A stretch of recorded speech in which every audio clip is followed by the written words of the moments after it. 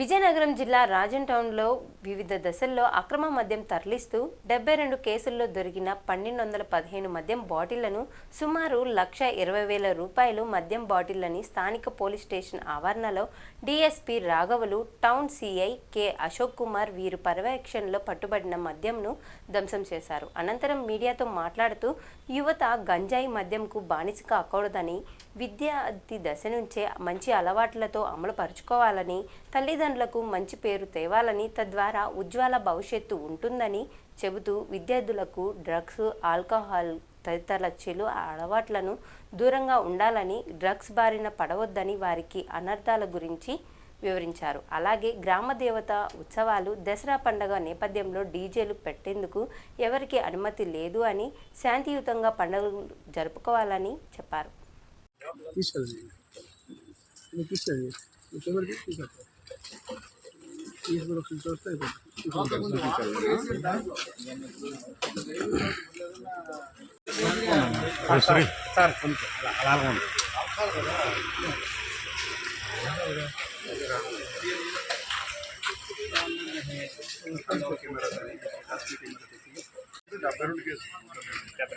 ఎంత కేసులా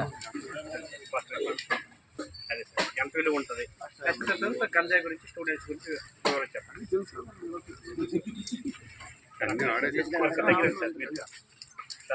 okay sir. ఈరోజు okay sir. ఈరోజు నేను చుట్టుపల్లి డిఎస్పీ నుండి నా పేరు రాఘవులు.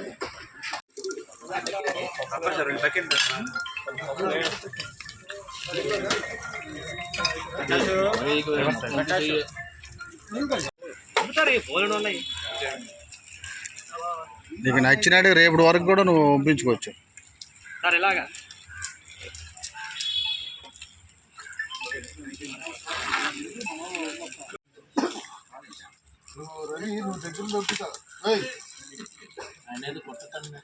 ప్యాంట్ అంతా చేసి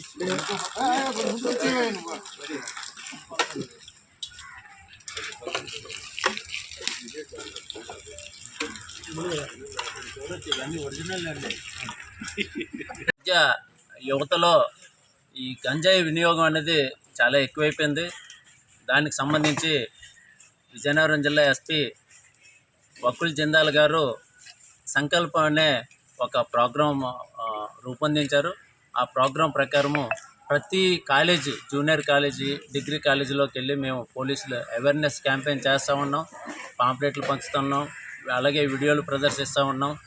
అదేవిధంగా డ్రాప్ బాక్స్ కూడా ఏర్పాటు చేసి ఎవరికైనా ఏమన్నా ఇన్ఫర్మేషన్ ఇవ్వాలన్నా, లేకపోతే సమస్యలు దీని గురించి సమస్యలు ఇవ్వాలన్నా అవి మేము తప్పనిసరిగా ఆ డ్రాప్ బాక్స్లో వేస్తే పరిష్కరిస్తాం.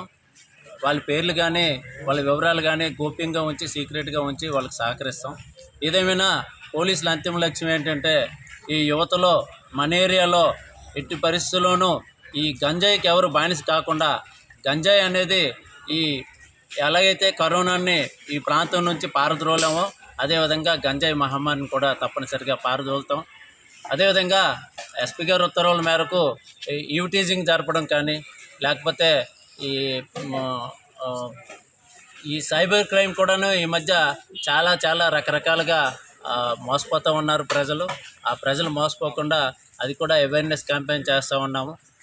అది ఏమైనా ఉంటే అది మా పోలీసులకి ఇచ్చేస్తే ఇమీడియట్గా తక్షణమే యాక్షన్ తీసుకుని అది పరిష్కరిస్తాము.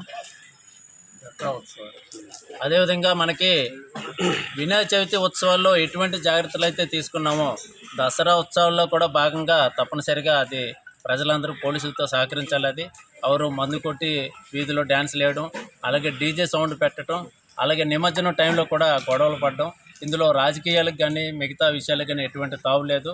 అది కూడా ప్రశాంతంగా జరిగేటట్టు ప్రజలందరూ మాకు సహకరించాలని, ఈ గంజాయి నిర్మూలనలో కూడా ప్రజల్లో సహకరించాలని చెప్పి మేము ఇందు మూలంగా ప్రజలందరికీ విన్నవిస్తున్నాం. Thank you.